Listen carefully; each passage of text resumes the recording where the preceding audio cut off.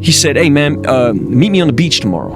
And I wound up here at Tower 10, and he said, I need you to get on your knees. And I'm like, I'm not getting on my knees. He's like, cool, deuces. He started walking away. I'm thinking, oh fuck, but it also reified this, like, you don't care.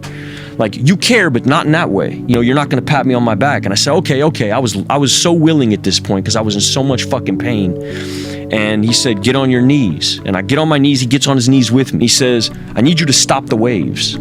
And I'm like, man, listen, this Dr. Quinn medicine woman version of this shit ain't gonna work with me. You know, like, I get how this goes. He's like, you're either gonna write what happens, or you're gonna do a bunch of shit that you don't believe in so that your life changes. Because your issue is that you need to rationalize everything. And you're out of options, son. If not this, what? And he was right. And so I started saying, you know, stop waves. And he's like, louder, man. Stop waves. And he got up off of his knees and he started walking away. And I looked back and he's like, nah, keep going.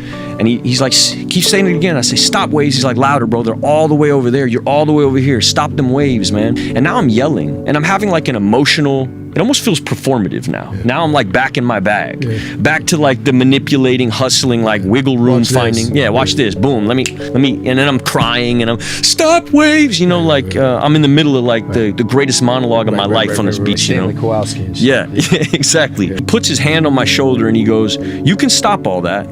Which made me like giggle, you know? I started giggling, and then he stood up and he put his hand on my left shoulder and put his hand on my right shoulder, and he said, welcome to AA.